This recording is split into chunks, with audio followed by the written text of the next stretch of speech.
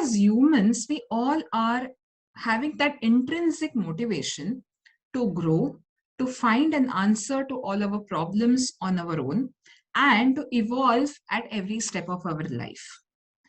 Now, this is possible on our own to do when we receive an unconditional environment, receive an non-judgmental environment, and we receive someone who can facilitate that process. Why I mentioned this is because that lies at the core of play therapy. Play therapy, by its nature, provides you this non-judgmental, unconditional environment where the child can explore his or her own inner resources, can understand his or her own inner conflicts, and then walk towards the path of resolution of the same. Now, what happens is, why play in this process? We need to understand that here. As adults, we have well-developed language skills. We have well-developed brains to join the dots and express our chaos via language to somebody else. But with children, specifically who are aged between 3 to 13, their language skills are still developing. Okay, their ability to understand the chaos within and express it the way we would is still developing. That's why many of the problems that the child faces, it comes out as a problematic behavior, where a child might throw temper tantrums, might look very obstinate, might be very angry, might get aggressive, might get into crying spells, might become very clingy to a caretaker. All these are the behavioral issues for which usually the parents come to us. Now, the problem is that all these behavioral things, what we observe in these children, are usually misinterpreted by us as adults. A child who throws temper tantrums is not always because he's over pampered. It could be because he's going through so much of irritation or so much of sadness within that its sadness gets manifested as temper tantrums. Because he cannot say that I am feeling extremely depressed. He cannot use these words, right? That is why play comes into picture, because play is the language of the child. The children and the play and the toys they use, they're extremely symbolic. What happens is, when we see two children, in a normal situation, say for that matter, two children playing with cars, you might see one child taking two cars and dashing the car against each other, or two cars where they are racing against each other. While the other child, you might see that he's trying to open the car, turn it up and down, try to compare it with other car. Doesn't it speak a lot about both these children? In the first case, probably this is a child who is more into competitive zone, who is more of a person who wants to run and probably aggressive. On the other hand, the other child is showing more of curious and intuitive nature. That's why we say that play is highly symbolic. And that is the reason why play therapy can help in the children who are going through emotional issues in a much better way rather than a simple talk therapy. Because it helps us to know the child, what he is going through via his play itself, rather than being confrontative and asking the child, what is wrong with you, right? Normally what parents do, if the child is throwing temper tantrums, we go in that authoritative position, in that little bit of dominating position, and ask, you have everything, what is wrong with you? Do you think the child is ever be able to be open with you and say what is wrong with you? Even we adults won't do that, right? If somebody talks to us in this way. But in a play therapy room, when the child knows that the therapist is not going to confront him, not going to ask him questions, not going to be dominating, not going to be judgmental about him, he will use various toys to express what is wrong with him, right? And that will give us the entire picture of his inner world, which is a very true and a clear picture. Once we are able to identify what is exactly wrong or what is going on in his mind, then getting the child out of that turmoil doesn't become a very difficult problem, which on the other hand, parents, as parents, we do face it, right? We have parents who come and say कि सब कुछ करके देखा, कुछ फायदा नहीं है, मार के देखा, चिल्ला के देखा. We have tried to use disciplinarian methods. We have tried to talk to him in a loving manner, but nothing has helped, because talking always doesn't help. We need to give the child, uh, rather we need to have the child to express in the way that he is comfortable, and that way is play.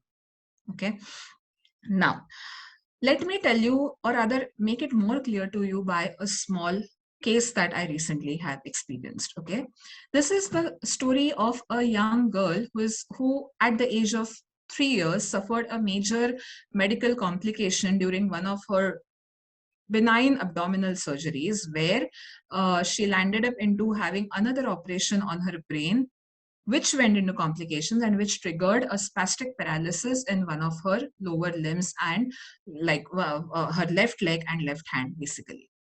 Now, since the age of 4 years till the age of 6 years, she had to undergo extensive and painful physiotherapies and other treatment methods to treat her spastic paralysis.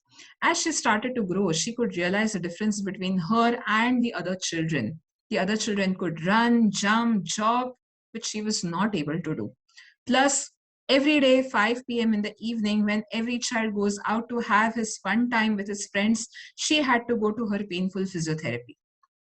As this went on, she started to become extremely difficult for her parents to manage, because she started to be very uncooperative towards physiotherapy. She rejected all the treatment methods that were put forth to her. She became extremely touchy and sensitive. Her parents reported that even a neutral question asked to her, ki, how are you, dear, would put her into an immense fit of anger, because she would say, don't you see, I'm not great. She would never reply straight. The moment she was angry, she would be aggressive. She would bite someone, she would thrash someone, she would scratch someone. So it was becoming very difficult for the parents to take her even to a small birthday party. And that's where they approached, and they were suggested by the school also that because of the behavioral issues, she needs to see somebody. We started play therapy for her. And interestingly, what happened in play therapy was that first few sessions were all about she ventilating her pain during the session. And this pain was ventilated via this toy that you can see over here. If you can see, the leg of this toy is broken. This was broken because she used to bang the toys on the wall. I, do, I was in a role of only being non-judgmentally observing her. So she would just say that this toy is into extreme pain and he deserves that, and she would bang the toy on the wall. She broke the toy's leg, saying that the toy is paralyzed for the life now, and he has to live with it. He has done something terrible, and God is punishing him for whatever he has done. She had a small surgery conducted during one of the session onto this toy, saying that now he will also suffer what I am suffering. Okay, you can see the suffering that she made out of her tears. You can see the red tears flowing out from this toy's eyes. So she has used this toy as her way of ventilating everything that was happening to her. And by the end of every session, she would swear at this toy, saying that this is your life. You have nothing else to do. You are never going to be able to walk. Now learn to live with this pain and else go and die. This is what she would tell to the toy and walk out of the play therapy session room. Interestingly, this reflected her entire trauma, as we all can see. She would bring out all her frustration onto this toy, making me the mother of this toy and asking me to shout at the toy by telling her that you are not going to play like other children. You are not going to have anything that the other children have. Okay. This role play was her way to ventilate her emotions. After that, As the play therapy sessions progressed and as we continued with our role play, where I used to facilitate her to make her think that could something else be done with this toy? Can we have something else? He is in a lot of pain. What can we do more for this pain? Slowly and steadily, the story which started with hopelessness turned into hope. For the same toy whom she was saying that you have nothing more in life, you have to live with this, the hopelessness that was being reflected from her talks changed into language of hope. As the sessions progressed, she started to care for this toy. She started to nurse this toy by patting the toy, by trying to wipe off these tears. And by the end of the sessions, she started to build up a nice leg for this particular toy by using the clay that I had introduced to her. She would tell this toy, it's okay if you cannot walk, but you can have a beautiful life with a beautiful leg that I'm building for you. And parallelly, as I would take the data from these parents, they said that as the sessions were progressing, her anger was going down. Her receptivity towards treatment was increasing. She was ready to listen to what the doctors are saying. She was getting involved in asking the doctors, okay, if you are giving me prosthesis, could I get a beautiful color? I want to paint on it. So the acceptance of the reality, which we always wanted to build in this child, the acceptance towards the reality, along with growing hope in this child, had started via play therapy sessions.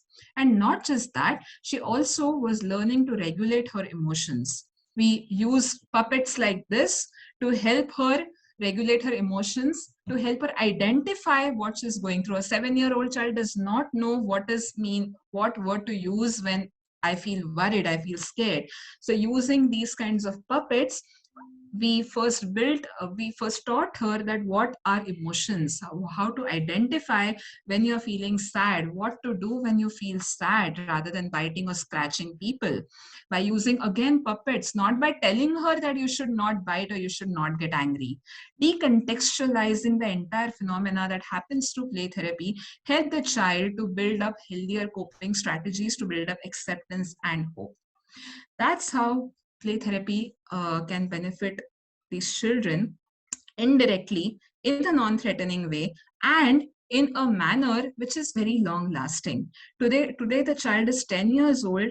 Today also she does get angry, she does feel afraid, she does feel sad, but she's equipped with better techniques that we keep doing on and off during the play therapy sessions. She doesn't require regular sessions now, but whenever she is into distress, she comes to me and we work it out via these indirect techniques where she takes the lead, she takes the control.